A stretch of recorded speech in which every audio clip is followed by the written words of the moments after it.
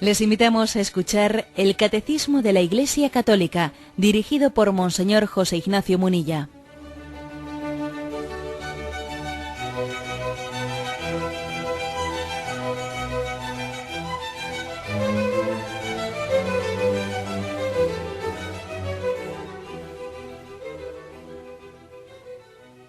Un cordial saludo a todos los oyentes de Radio María. Un día más, con la gracia del Señor, proseguimos el comentario del Catecismo de nuestra Madre, la Iglesia. Estamos en el punto 487, nacido de María Virgen, y a partir del punto siguiente, el apartado tiene como título La predestinación de María. Quisiéramos hoy explicar estos tres puntos del 487 al 489. Nacido de la Virgen María, la predestinación de María. Bien, el primer punto, que es muy breve, dice: lo que la fe católica cree acerca de María se funda en lo que cree acerca de Cristo. Pero lo que enseña sobre María ilumina a su vez la fe en Cristo. Dos afirmaciones. La fe mariana nace de la fe cristológica. Y en segundo lugar, la fe en María no solo nace de, sino nos ayuda a entender mejor la fe en Jesucristo. Creo que me habéis escuchado en alguna ocasión una anécdota que tuvo lugar pues en una de las ruedas de prensa que los papas suelen conceder, que Juan Pablo II, el beato Juan Pablo II, solía conceder también el Papa actual. Pues en el viaje, en el contexto de un viaje apostólico, se aprovecha el viaje para que allí, con todos los periodistas que viajan con él, pues haya una rueda de prensa informal, ¿no? Y entonces hubo un periodista que le dijo a Juan Pablo II, claro, como él tenía ese lema de totus tus, dice: Santidad, ¿por qué es usted tan mariano? ¿Por qué un papa tan mariano? Y entonces él respondió: por motivos cristocéntricos. Que fue una respuesta de esas, bueno, pues, que para que quedasen escritas para siempre, ¿no? ¿Por qué tanta devoción a María? Y responde él: por motivos cristocéntricos. Es decir, que la fe en la Virgen María nace de Jesucristo. Nosotros no tenemos una fe en la Virgen María desconectada de Jesucristo. Sería un error, Sería un error. Tradicionalmente el mundo protestante ha solido acusar al mundo católico de tener una fe en María que le desvía de Jesucristo, que le quita la centralidad a Jesucristo, etcétera, ¿no? Bueno, eso, si fuese verdad, tendría lógicamente esa acusación, tendría razón de ser, pero claro, es que puede ocurrir que eso que está criticando el mundo protestante, en el fondo no es la fe católica, sino que es alguna deformación de alguna persona o en algún sector.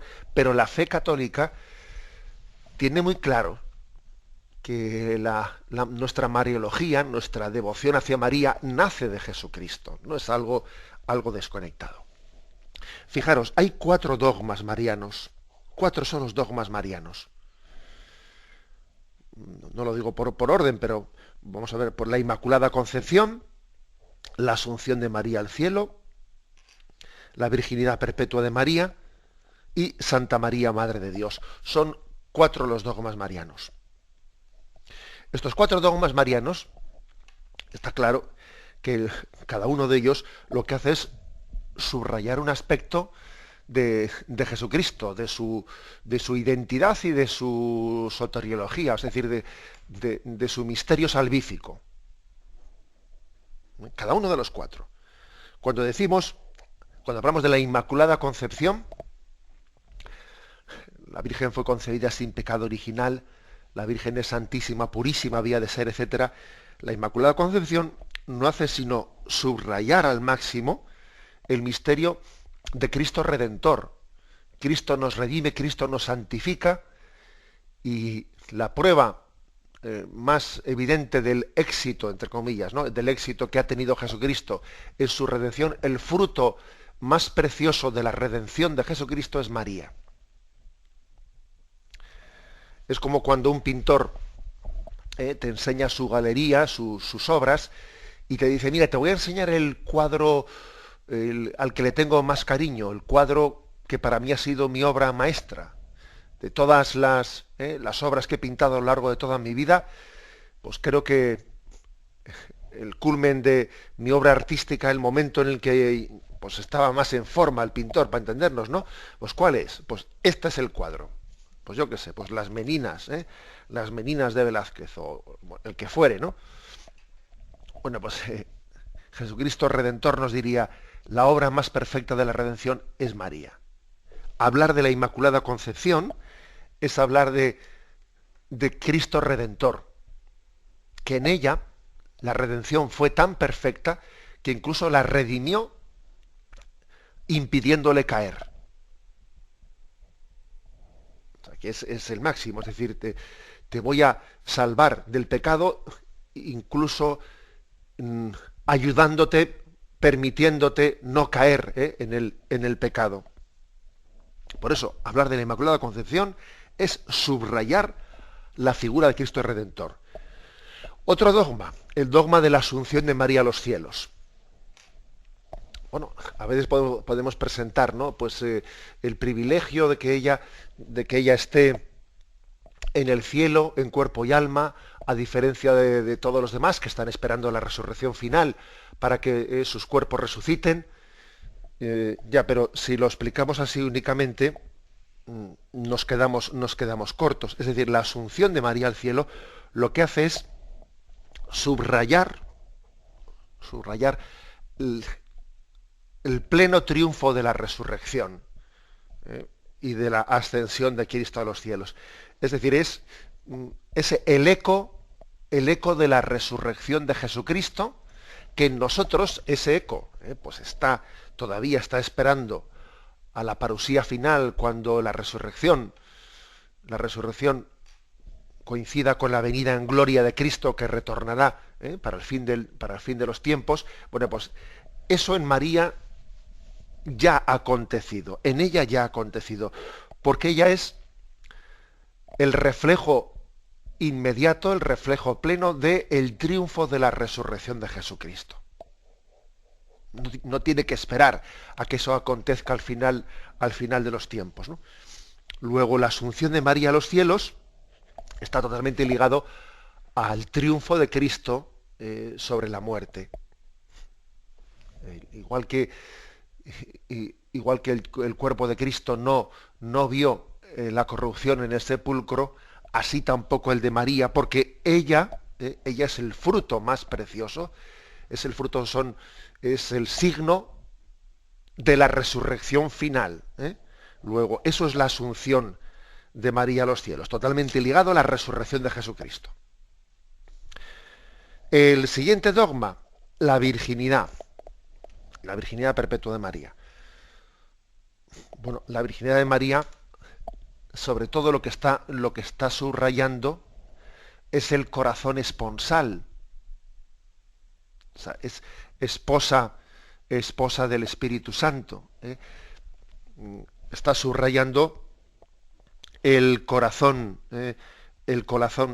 célibe de Jesucristo, que no lo olvidemos. Jesucristo tuvo un corazón célibe, es decir, él se entregó plenamente en su relación, humanamente hablando. Hay que decir que su corazón estaba consagrado plenamente al Padre. Luego, la virginidad de María, que por cierto no solo es física, ¿no? A veces se puede explicar la virginidad de María de una manera meramente física, no, pero física y esponsal en su corazón. No es que María no tuviese relación carnal, no, es que su corazón estaba plenamente consagrado a Dios. Luego, la virginidad de María es un reflejo perfecto de la esponsalidad con Dios a la que nos llama Jesucristo, el esposo perfecto, ¿no? Bueno, y el último de los dogmas, que es el principal, Santa María, Madre de Dios. Pues mira, Santa María, Madre de Dios, es el dogma cristológico por excelencia, porque ella nos está recordando con este dogma que que ese Jesús es Dios hecho hombre, es el Verbo encarnado, hasta el punto de que a María le decimos Madre de Dios. Ya sabemos que ella no es madre de la naturaleza divina, ¿eh? Que ella ha concebido la naturaleza humana, en la que se ha encarnado plenamente, ¿no?, la segunda persona de la Santísima Trinidad. Pero como uno no es madre de las naturalezas, sino madre de las personas, por eso se dice Santa María, Madre de Dios, ¿eh?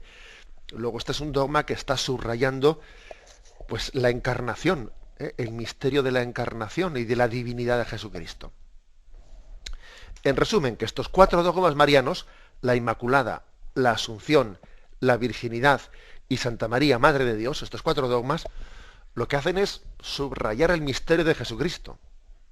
Inmaculada, la redención perfecta de Cristo. Asunción de María a los cielos, triunfo pleno de la resurrección de Cristo. Virginidad de María, la esponsalidad del corazón de Cristo. Santa María, Madre de Dios, la divinidad de Jesucristo, es decir, la encarnación del Dios que se hace hombre. Bueno, pues fijaros que la mariología en absoluto está desconectada de la cristología, sino todo lo contrario. Lo que está es subrayándola, lo que está es, a esto se refiere el catecismo, cuando dice que lo que creemos acerca de María se funda en lo que creemos acerca de Cristo. Y no solo eso, sino que lo ilumina. A veces nuestra fe mariológica, nuestra fe en María, sirve mucho para identificar, para desenmascarar otros errores. Por ejemplo, pongo un ejemplo concreto.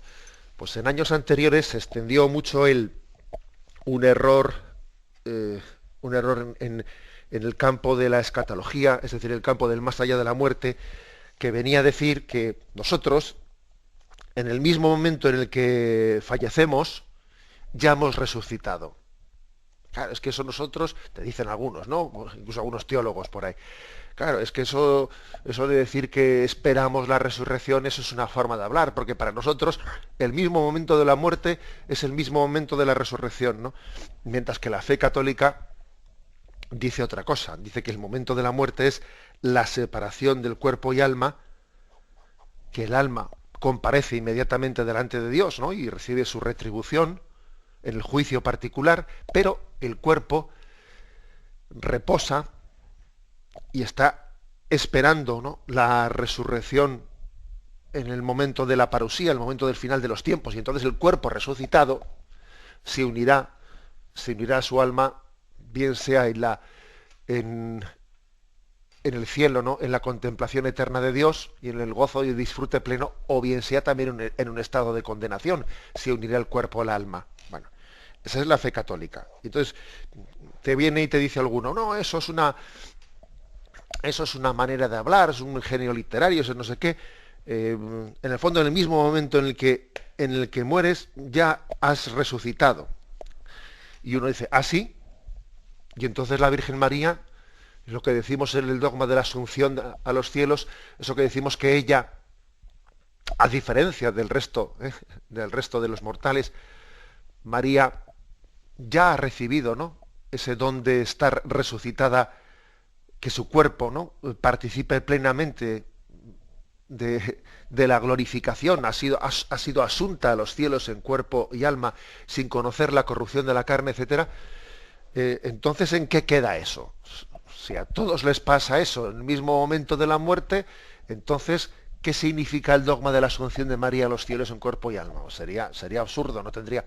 Es decir, que los dogmas marianos nos ayudan también para desenmascarar errores teológicos, ¿no? Decir que en el mismo momento de la muerte todos resucitamos es absurdo. Entre otras cosas, la Iglesia, cuando habla de la resurrección, siempre habla en un tiempo que está por llegar. Cuando llegue la resurrección, pedimos, Señor, por estos fieles difuntos, para que cuando llegue la resurrección, los fieles difuntos en este momento están en un estado intermedio, lo que se llama la escatología intermedia, en el que sus almas todavía están carentes del cuerpo hasta la resurrección final. Excepto María, que por la asunción a los cielos, ella no ha conocido la corrupción de la carne, sino que ha recibido de una manera plena y adelantada, para entendernos, el triunfo pleno de Cristo sobre la corrupción. Quiere decir que la fe en María nos ayuda a entender otros misterios de la fe que a veces podemos, sin la compañía de María, pues podemos cometer errores, ¿no? O sea, María es un foco que ilumina la comprensión de la fe. Bueno, he puesto este ejemplo, pero podríamos poner otros muchos, ¿no? En resumen, punto 487. En resumen es que nuestra fe en María se funda en la fe en Cristo y además nos sirve para iluminarlo y para entenderlo mejor y para no cometer errores. Es una ayuda para discernir, ¿no?, la ortodoxia de la fe. Tenemos un momento de reflexión y continuamos enseguida.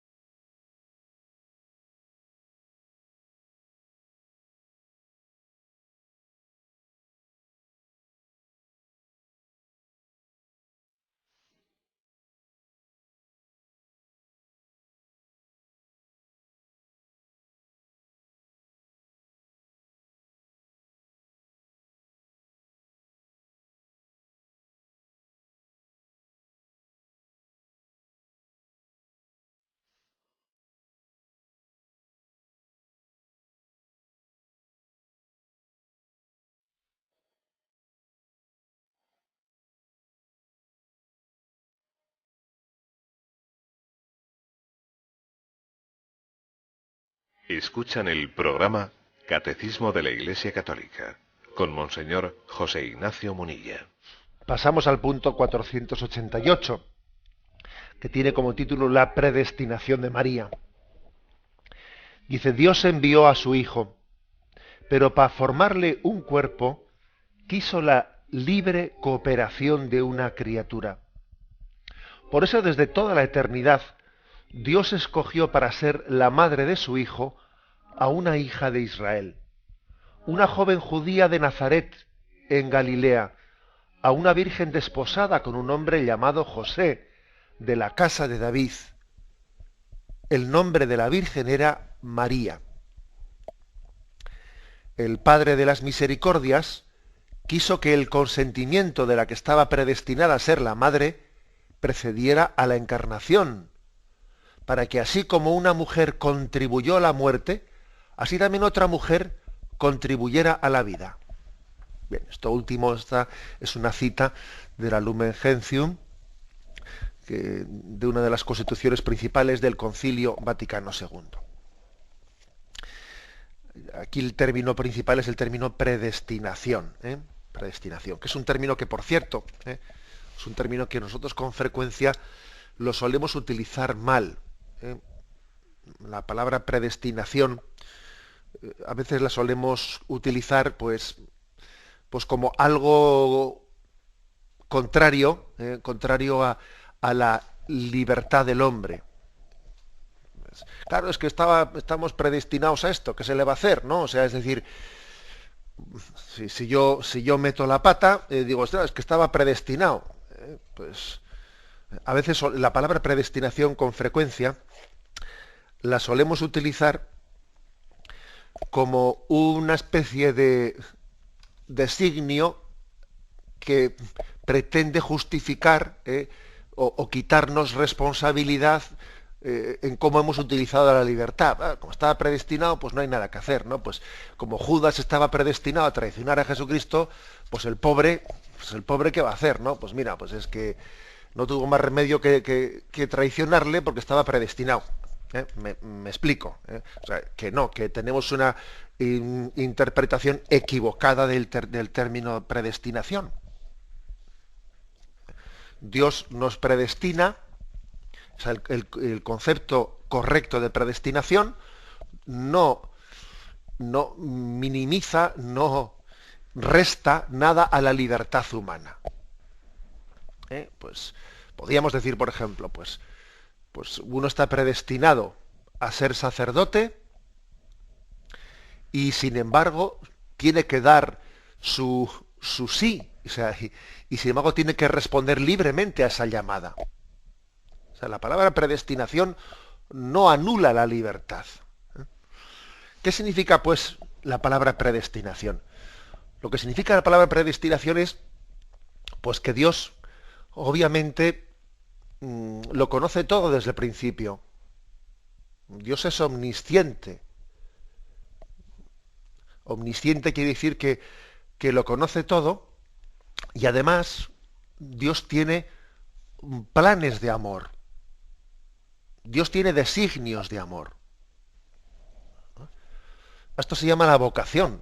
Cada uno de nosotros tiene una vocación. Cada uno tiene una vocación que ha nacido del corazón de Dios que le ama. Entonces, como Dios te ama, tiene una vocación de amor.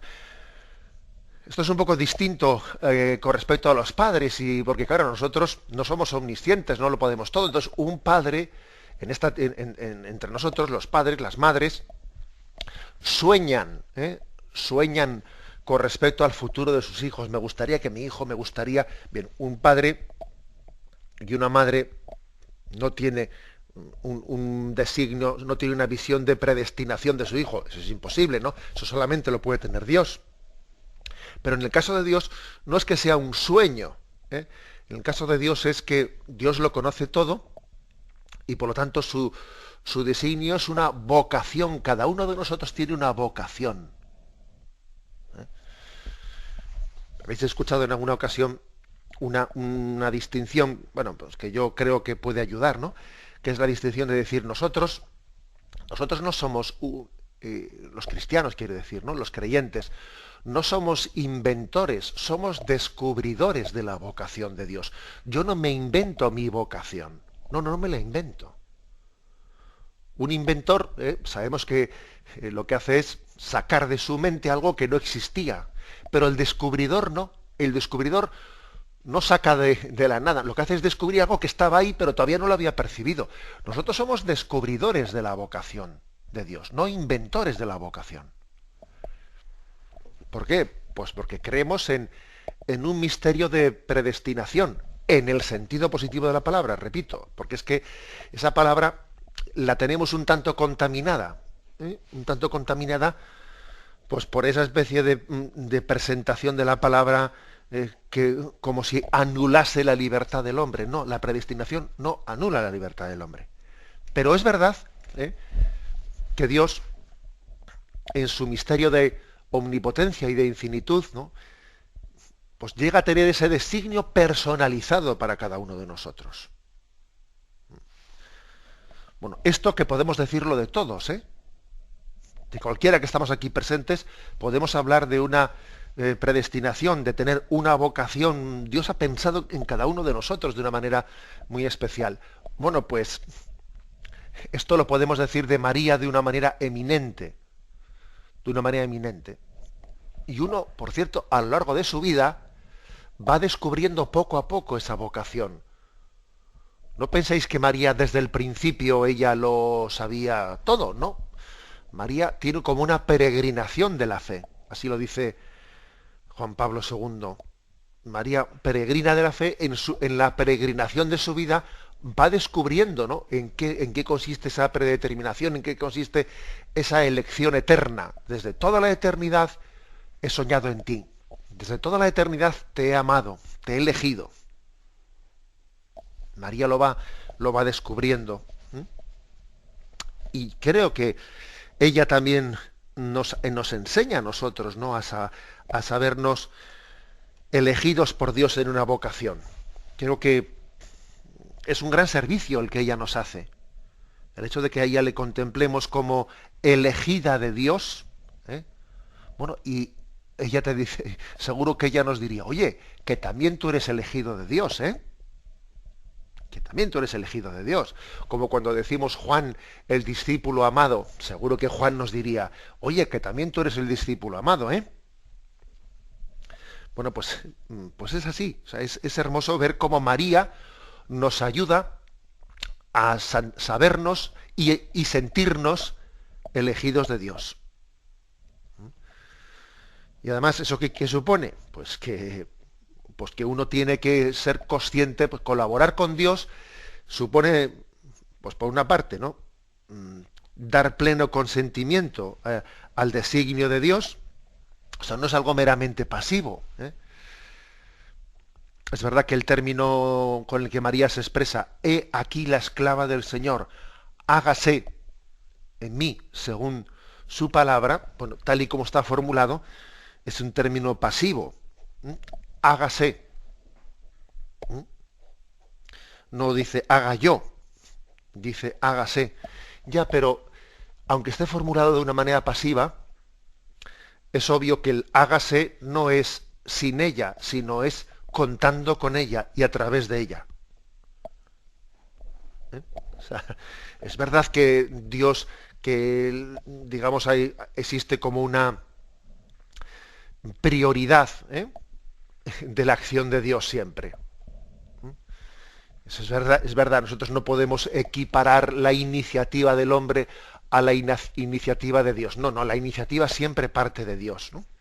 Pero no de forma que nosotros seamos como algo inerte, algo que no coopere. No, no es así, ¿eh?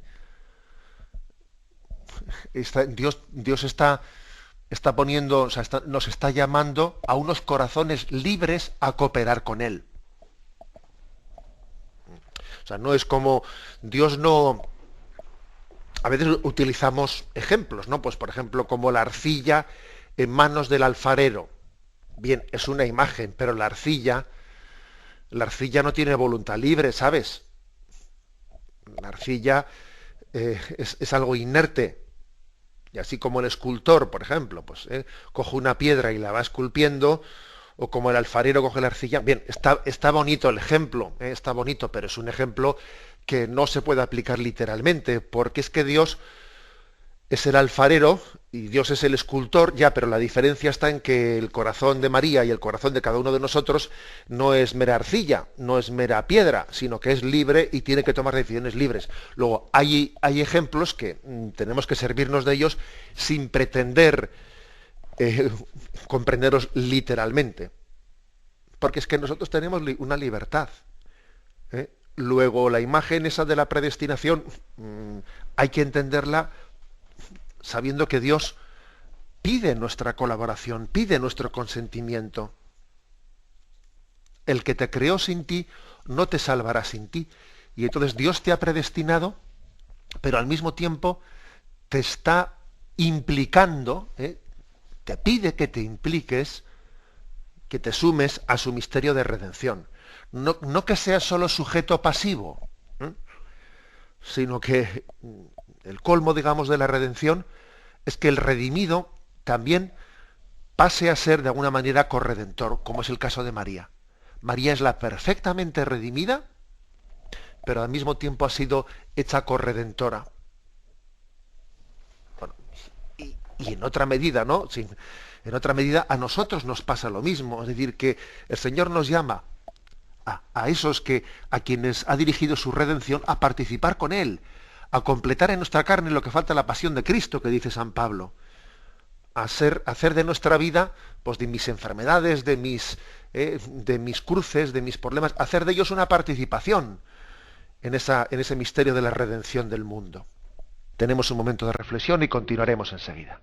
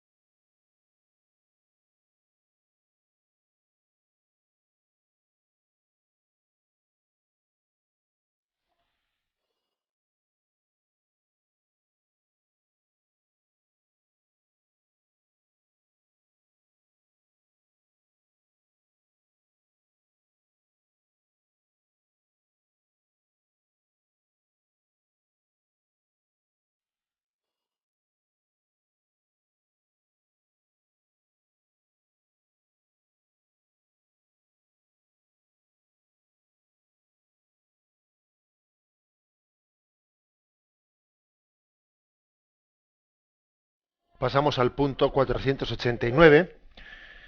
Con él se termina ese apartado que tiene como título La predestinación de María. Y dice lo siguiente. Como es un poco más largo, en vez de leerlo todo seguido, iremos interrumpiendo. A lo largo de toda la antigua alianza, la misión de María fue preparada por la misión de algunas santas mujeres. A principio del todo está Eva. A pesar de su desobediencia, recibe la promesa de una descendencia que será vencedora del maligno y la de ser madre de todos los vivientes. Luego seguimos leyendo. Bueno, os voy a decir una cosa, que nosotros generalmente hemos oído hablar de Eva y de Adán como la pecadora, como el pecador, pero la tradición oriental les llama Santa Eva y San Adán, o sea que se proclaman y se veneran como santos. ¿Por qué? Porque no solo pecaron, también muchos santos pecaron, pero luego pues Dios les dio la gracia de morir en santidad, ¿no? De morir pues llevando adelante, ¿no?, la obra de santificación.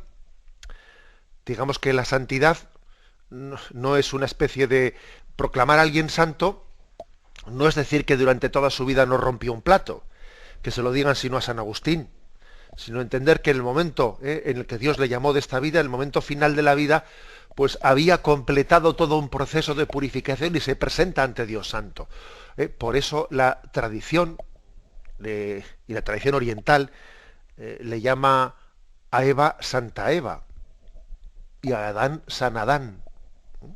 Bueno, no sé si conocíamos todos este detalle, pero es un detalle importante, que por cierto nos da una gran esperanza a los que pues, somos tan pecadores como Eva y como Adán. Es una gran esperanza que ellos sean santos.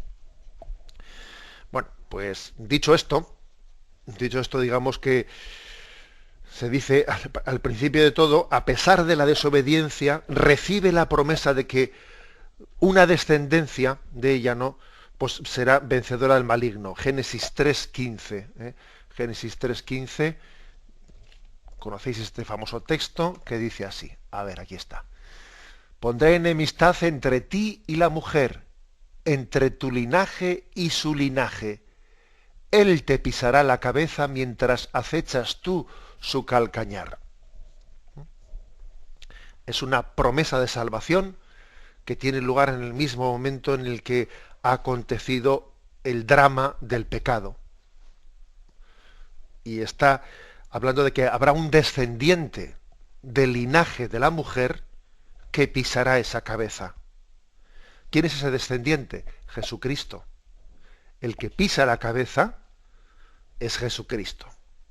Me diréis, hombre, es verdad que en algunas imágenes de la Inmaculada se le representa a ella pisando la cabeza de la serpiente. Sí, es verdad, es verdad. Pero entended que María no le pisa la cabeza a la serpiente por su propia santidad, sino por la santidad que ha recibido de Dios. Es decir, ella participa. Es como cuando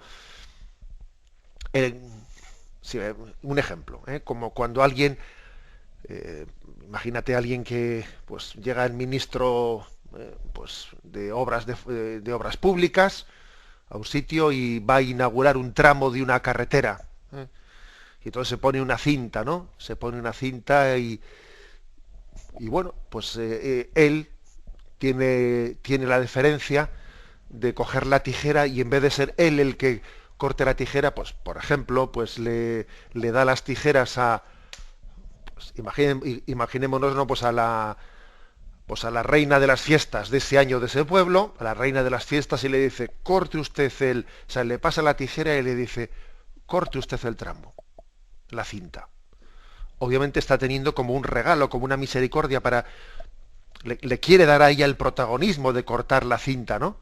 Aunque en teoría le correspondería pues al ministro de Obras Públicas. Bueno, como siempre, perdón por el ejemplo, pero algo así ocurre, es decir, el que le pisa la cabeza a Jesucristo, a la serpiente, es Jesucristo.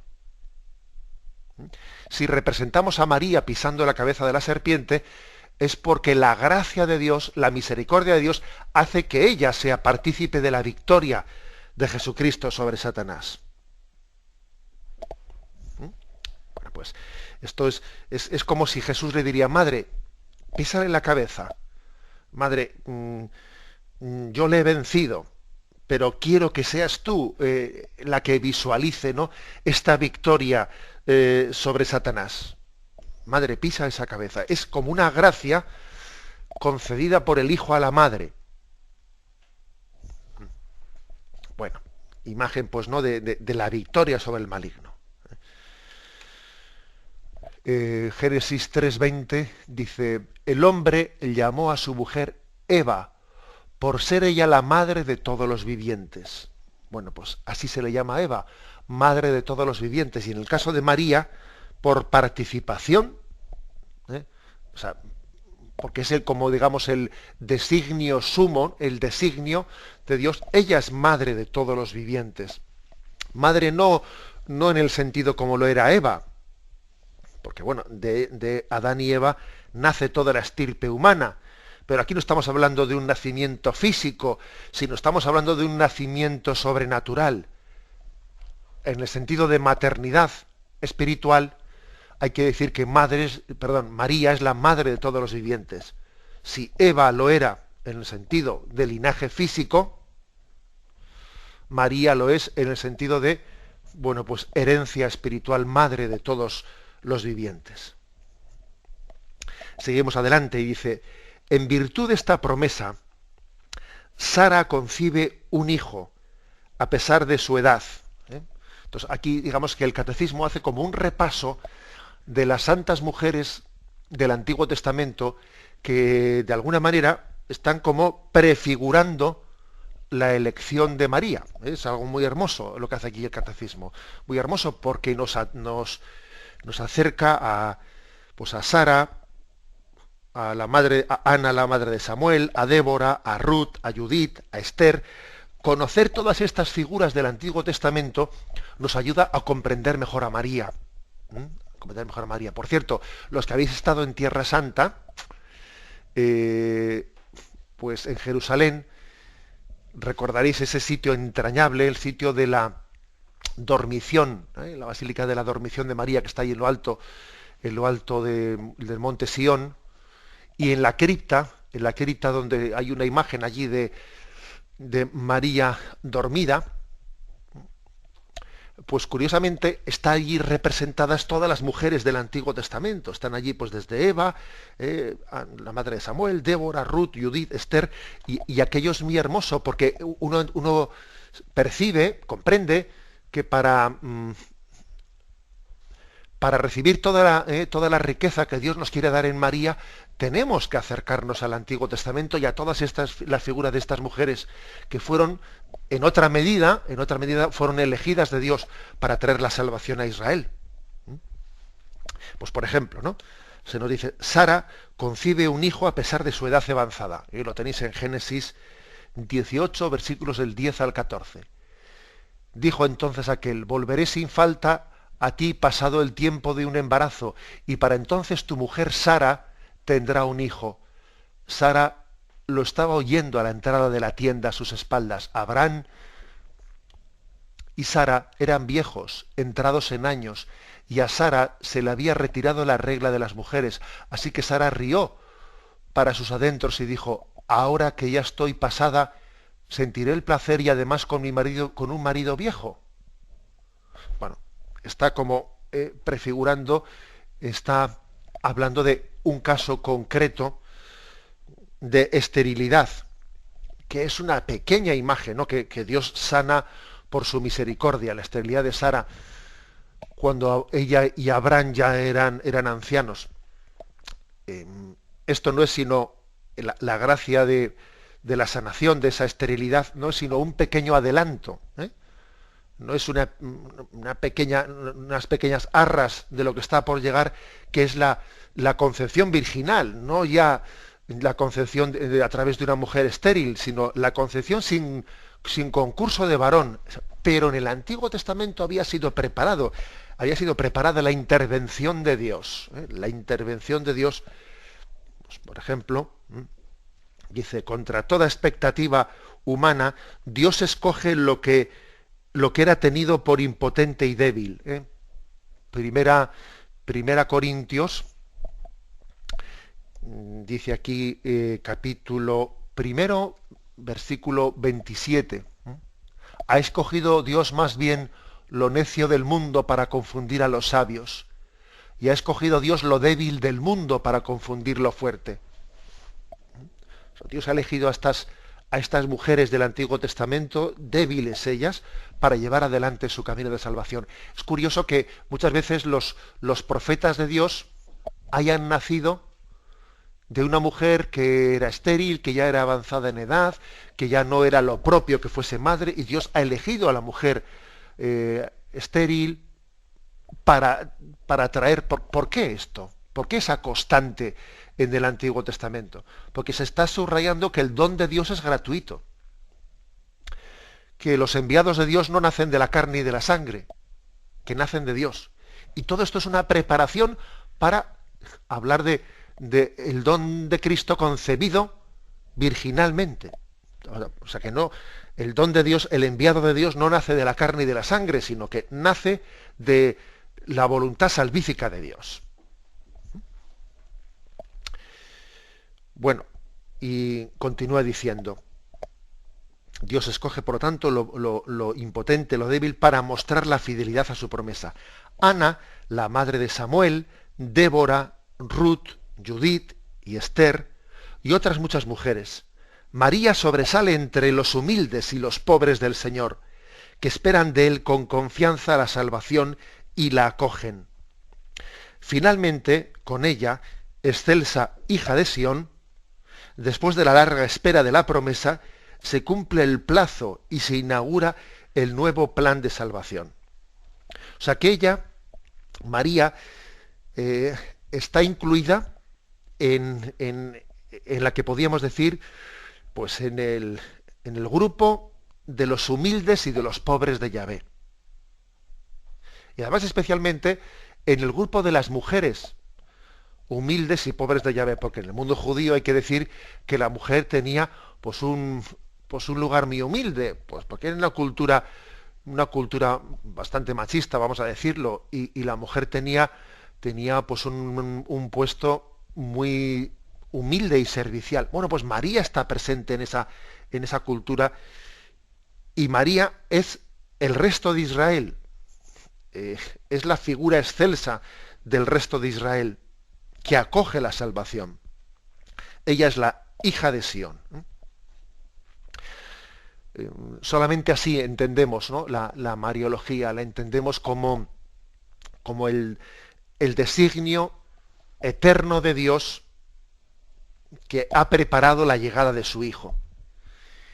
Y lo ha hecho a través de esa criatura humilde, que representa lo mejor de la historia de la salvación, lo mejor del Antiguo Testamento.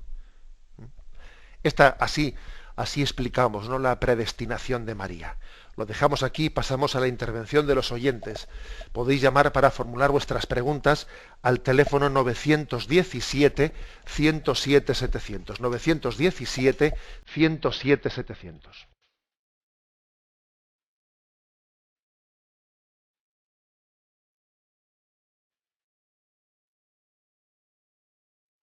Radio María le ofrece la oportunidad de recibir en su casa sus programas favoritos.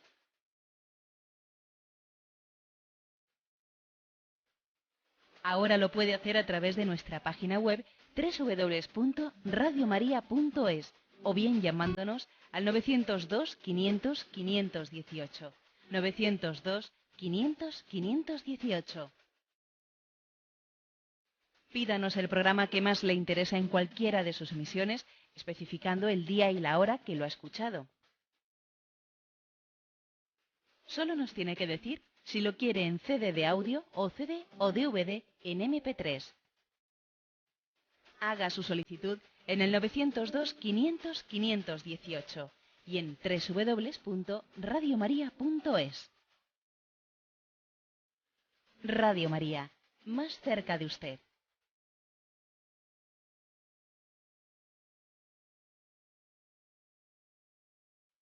Sí, buenos días, ¿con quién hablamos? Buenos días, monseñor. Adelante, le escuchamos. Sí, soy Javi de Málaga, del equipo de voluntarios y en el camino neocatecumenal. Adelante. Me bendijo usted en Madrid, estoy levantado. Qué bien. Fantástico. Mire, le iba a decir, es que me ayudó usted mucho el otro día, porque sabe usted, yo soy profesor de gimnasia y de yoga, y me ayudó usted mucho con lo de que no existe el yoga cristiano, sino que existen cristianos que hacen yoga, ¿no? ¿Usted conocía al padre Quiles? ¿Ha oído hablar usted de él? ¿Al padre Quiles? Sí. No, la verdad es que no. Creo que era jesuita y fundó una escuela de yoga, una tecnicatura de yoga en Argentina, en una universidad católica que se llama San Salvador. Entonces, claro, o sea, que practicaba yoga, ¿no? Aparte, pero vamos, que bueno, el tema importante, la Jornada Mundial de la Juventud del año que viene, ¿no? Ya ha salido el logotipo nuevo. ¿Qué nos podría usted decir de esto? Muchas gracias. Bueno, la verdad es que me hace una pregunta el oyente que no sé si soy yo la persona indicada. Yo he visto únicamente el logotipo, sé que se ha hecho un concurso y la verdad es que no sé pues qué criterios ha habido de selección, pero bueno, lo que a mí me gusta de ese logotipo, pues obviamente ese Cristo Redentor que preside Río de Janeiro, con los brazos abiertos de par en par, está en ese logotipo, al mismo tiempo incluido en un corazón. A mí me parece que es por lo tanto una imagen de el amor abierto del Redentor que llama a la humanidad y le llama a adentrarse en el misterio del amor de su corazón. La verdad es que poco más puedo decir. Lo que sí que puedo decir es que la próxima Jornada Mundial de la Juventud, en vez de ser dentro de o sea, con 3 años de distancia con respecto a la anterior, es con 2 años de distancia. Se ha hecho así para que no coincida con el tema de las Olimpiadas. Y eso quiere decir que está muy cerca. La verdad es que pues este próximo verano supone que la pastoral juvenil tiene que empezar a convocar para el siguiente año con bastante premura, porque una cosa que está a 2 años vista está encima, ¿eh? O sea, luego creo que si la Jornada Mundial de Madrid tuvo como lema arraigados en la fe, la siguiente, la Jornada Mundial de Río de Janeiro tiene un lema de envío, id por todo el mundo proclamando, ¿no? Es decir, es como lo complementario a lo que fue el lema de Madrid. El lema de Madrid fue profundizar en la fe y en Río de Janeiro es para ser su testigo, para proclamar, para testificarle ante el mundo. Bueno, damos paso a un siguiente oyente. Buenos días. Buenos días, don Sí. José Ignacio. Soy Mari Carmen y llamo desde Guipúzcoa. Adelante, Verá, Mari Carmen. ayer no pude entrar y le quiero hacer esta pregunta. Jesucristo, Hijo único de Dios. Claro, aquí ni se confirma ni se niega, pero no nombran. Entonces dicen, todos somos hijos de Dios. Luego es decir al Padre, por no decir Dios Padre Todopoderoso, se dicen el Padre es bueno, Él nos ama, es cercano, es un amigo. Y se vacía de contenido. La redención no existe, como no existe el pecado, dicen, ahí se limita, tenemos límites y fallos. Entonces la redención no comprende en ellos que un padre le lleve al matadero a su hijo. Siendo eso así, diciendo todo eso, ¿qué sentido tiene celebrar la Eucaristía cuando se celebra allí el sacrificio de la muerte y resurrección de Jesucristo? Y luego lo de hoy, la virginidad perpetua de María. Bueno, llevo 40 años o más escuchando esa barbaridad de que María no es virgen y otras chorradas. ¿Qué me dice a eso? Gracias, don Vale, Señor. bueno, bien, pues que pienso que yo creo que una conclusión que saco pues es que tenemos que rezar mucho, ¿no? Tenemos que rezar mucho por la fidelidad en la transmisión de la fe, porque nosotros no poseemos la fe, ¿eh? Es más bien Dios el que nos ha elegido a nosotros para ser sus testigos delante de Dios, ¿no?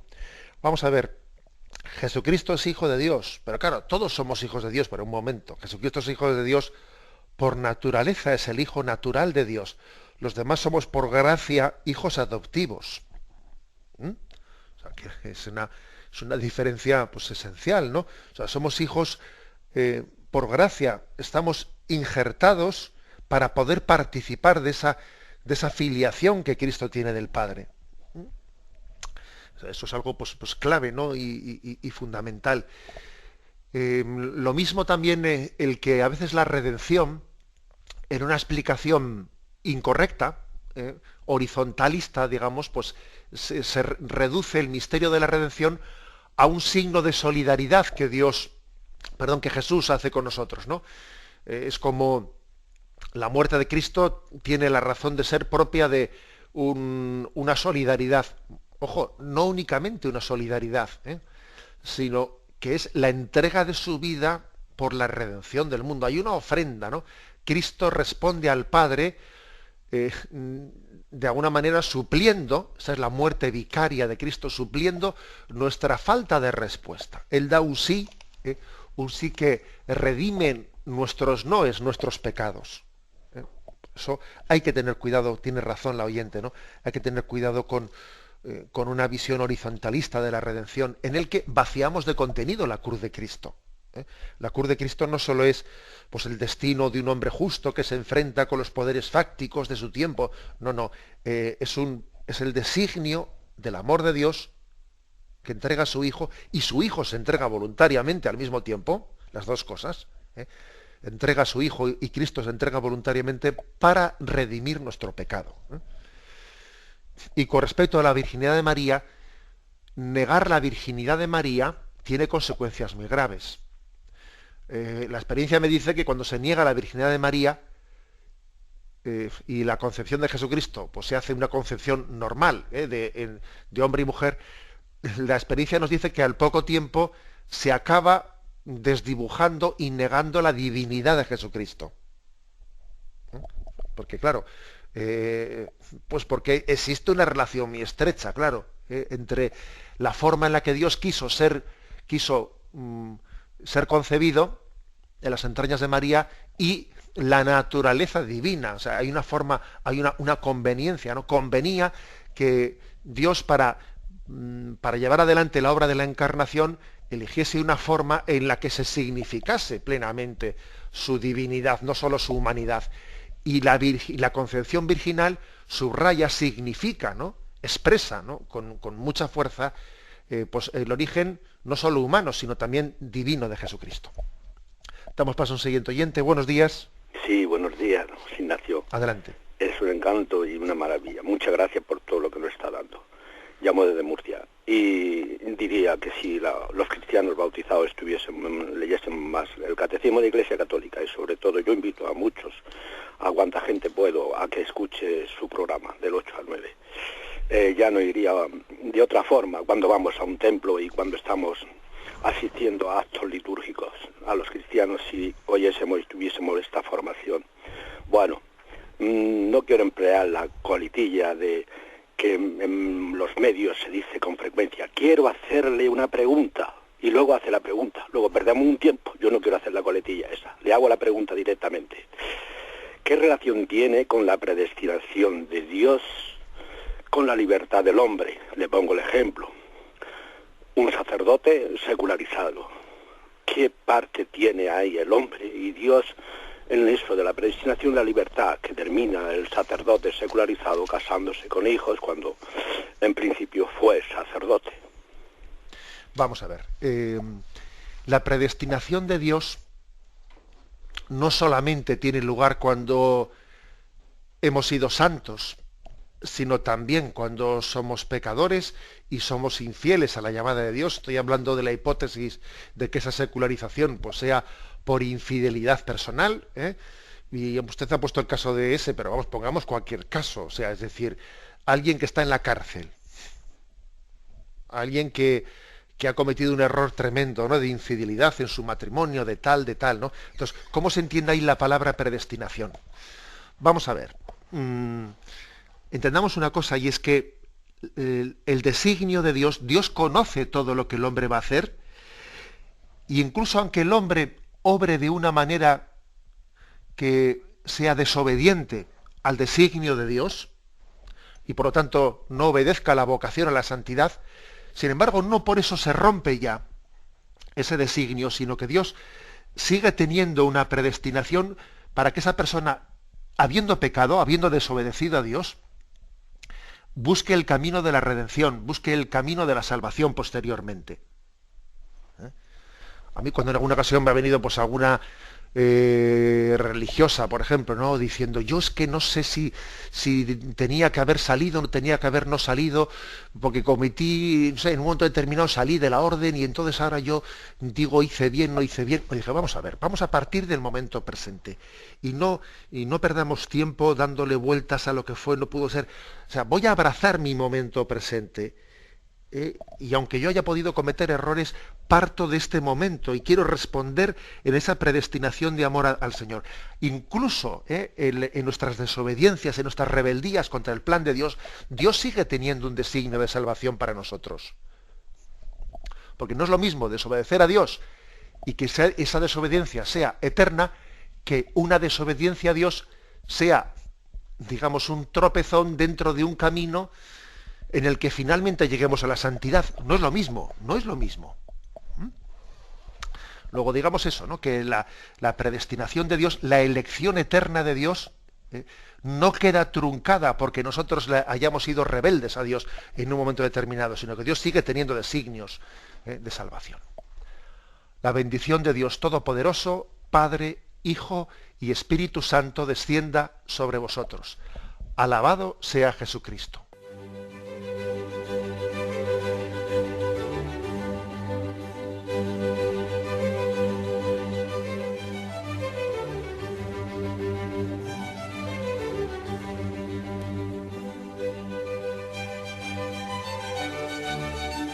Han escuchado en Radio María el Catecismo de la Iglesia Católica, un programa dirigido por Monseñor José Ignacio Munilla.